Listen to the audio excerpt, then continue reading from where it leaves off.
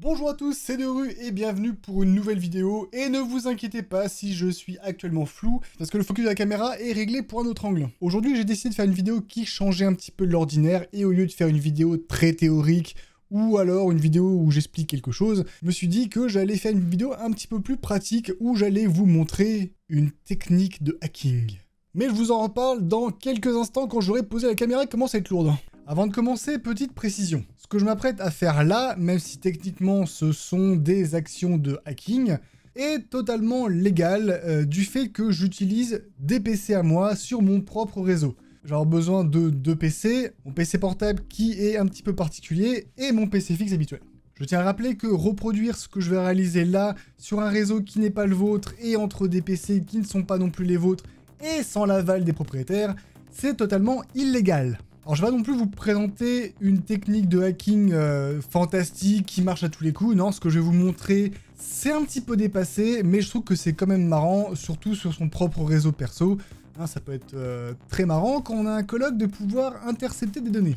Non, c'est vrai qu'il faut faire ça avec l'aval des différentes personnes. Donc oubliez l'histoire du coloc. Ce que je vais faire, ça s'appelle de l'ARP poisoning. Avant de commencer, il faut quand même que j'explique un petit peu ce que c'est que l'ARP. ARP est en fait un protocole informatique qui permet sur un réseau d'identifier les PC. Que vous l'ignorez peut-être, mais il existe deux adresses pour un PC. Il y a l'adresse IP, dont je vous ai déjà parlé, qui est une adresse qui peut changer d'un réseau à l'autre, et qui peut changer si on débranche et rebranche, ou alors si on désactive le Wi-Fi et on le réactive pour un PC, pour un téléphone, pour n'importe quel périphérique informatique sur le réseau. Mais il y a une adresse qui, elle, n'est pas censée bouger. Qui normalement est écrite en dur dans la carte mère, qu'on peut modifier mais faut éviter, parce que faut éviter que dans le monde entier, deux personnes aient la même adresse. Il s'agit de l'adresse MAC ou la MAC adresse, et bien entendu, aucun rapport avec Apple.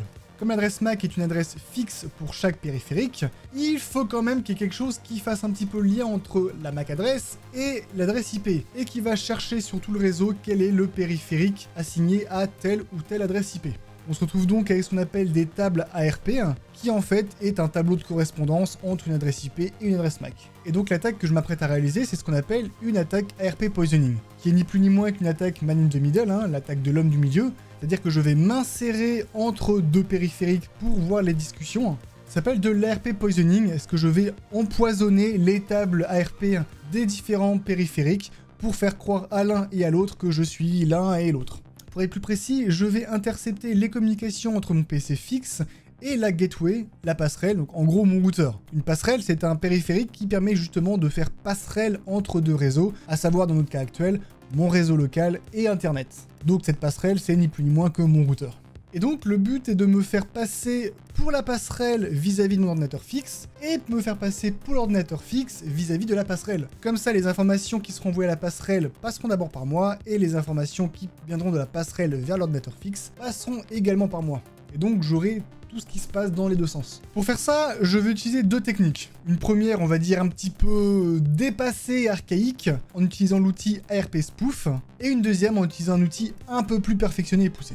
Pour cela, je vais utiliser une distribution Linux un petit peu particulière, parce qu'il s'agit de Kali Linux, une distribution basée sur Debian. Et oui, avec Linux, c'est un petit peu compliqué, c'est pas comme les Windows où il y a Windows 7, Windows 8, Windows 10, Windows 11, ou Mac où c'est à peu près pareil avec différentes versions. Avec Linux, on a différentes distributions qui ont chacune leur version. Les distributions, c'est plus ou moins un portage de Linux en fonction de ce que l'on veut y faire. Kali Linux est une distribution plutôt orientée sécurité informatique ou hacking, donc c'est pour ça qu'on va l'utiliser.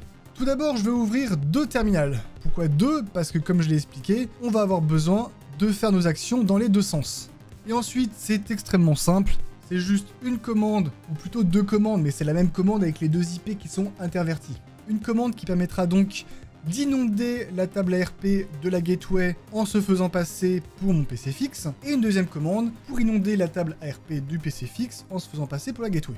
Donc on retrouve bien mes deux terminals avec une commande à peu près similaire, Sauf que dans un premier cas, je fais donc mon ARP spoof -t et pour target, hein, donc ma cible, l'IP de mon poste fixe, puis l'IP de mon routeur, et dans ma deuxième fenêtre, on retrouve la même commande, mais avec d'abord l'IP de mon routeur, puis l'IP de mon poste fixe. Et on lance les commandes, et on voit bien que le travail est en train de se faire, c'est-à-dire que les tables ARP sont en train de se faire inonder, de manière à les modifier pour faire croire que l'IP 45, donc qui est l'IP de mon poste fixe, est attribué à mon ordinateur portable, et pour faire croire à mon ordinateur fixe que l'IP du routeur est affecté à la MAC adresse de mon PC portable. En théorie, une fois qu'on arrive là, on doit pouvoir voir avec un logiciel qui permet de voir un petit peu le trafic, ce qu'il se passe. Et on voit bien qu'il y a des communications venant de mon routeur et également venant de mon PC fixe. Là, normalement, c'est le moment où si je lance un navigateur sur mon ordinateur fixe, je dois avoir la trace dans Wireshark. Et le problème, comme on peut voir, c'est que cette technique étant un petit peu obsolète, ça n'arrive même plus à communiquer correctement. Mon PC portable ne fait pas un travail correct pour rediriger les flux, ce qui fait que je vois bien quand même qu'il y a des choses qui passent, mais il y a d'autres choses qui ne passent pas. Et pour avoir quelque chose qui fonctionne à peu près, on va arrêter ces commandes-là et on va s'y remettre avec un outil un peu plus performant. Et cet outil s'appelle Ethercap. Bon, comme je suis un gros feignant qui n'utilise pas Linux très souvent, on va utiliser la version graphique, ça sera beaucoup plus simple à utiliser. Et pour l'instant, les options par défaut, je les laisse, surtout que mon ordinateur portable est en Wi-Fi et pas en Ethernet, ce qui ne devrait pas poser de problème. Puis, l'outil étant bien fait, et en fait contenant différentes commandes et autres petits outils, on va déjà commencer par scanner les réseaux pour voir de quelle machine on pourrait intercepter les communications. On peut voir qu'il y a quand même pas mal de périphériques qui ont été trouvés. Donc là, on voit qu'il y a deux boutons, Add to Target 1 et Add to Target 2, qui en fait me permettent de sélectionner l'appareil à surveiller et l'appareil dont on veut usurper l'identité. Donc dans cible 1, je vais prendre mon IP en 45, qui est mon ordinateur fixe.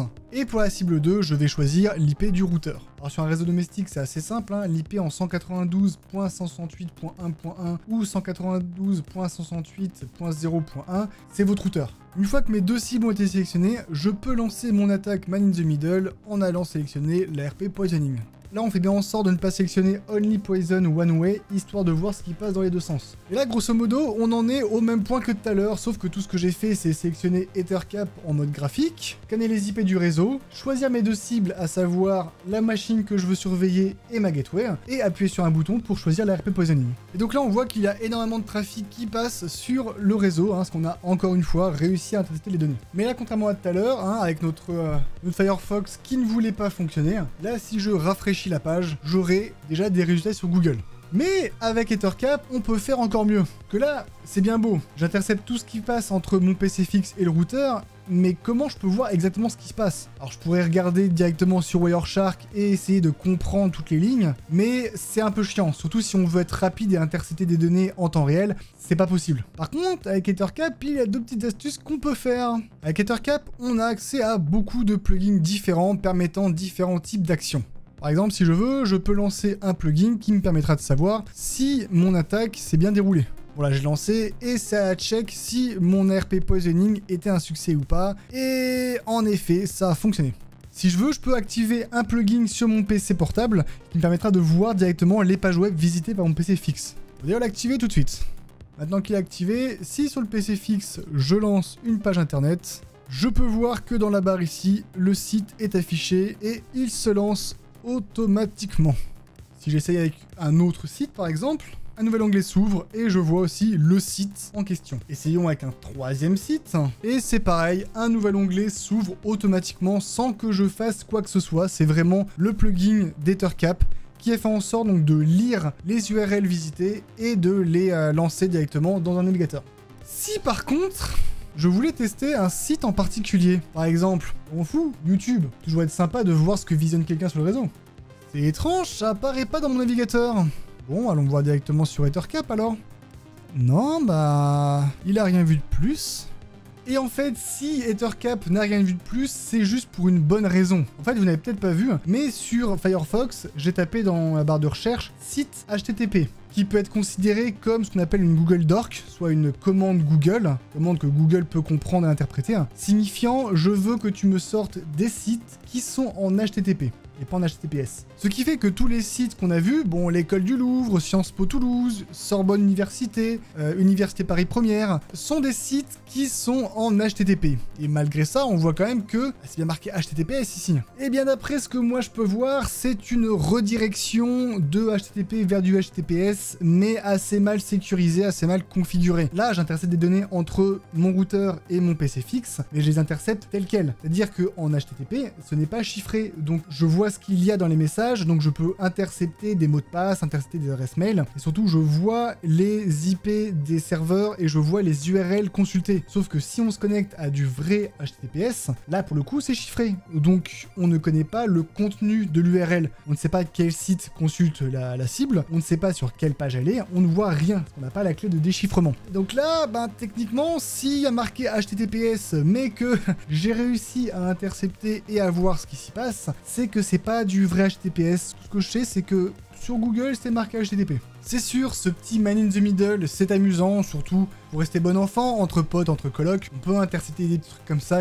Ah, t'étais sur un site non sécurisé, j'ai vu ce que t'as fait. Attention à ta navigation, reste en HTTPS. Mais grosso modo, comme je vous l'ai dit en début de vidéo, il ne faut pas faire ça sur un réseau qui n'est pas le vôtre. Et même sur un réseau qui est le vôtre, s'il y a d'autres personnes connectées, faut pas le faire. Déjà d'un point de vue moral. Et sur un réseau qui n'est pas le vôtre, c'est sur un plan de vue légal. Donc faites attention, ne reproduisez pas ça. Et de toute façon, comme vous avez pu le constater, dès que c'est du HTTPS, vous ne verrez rien du tout. Et si vous n'êtes pas sur le même réseau qu'une personne, ça ne marchera pas.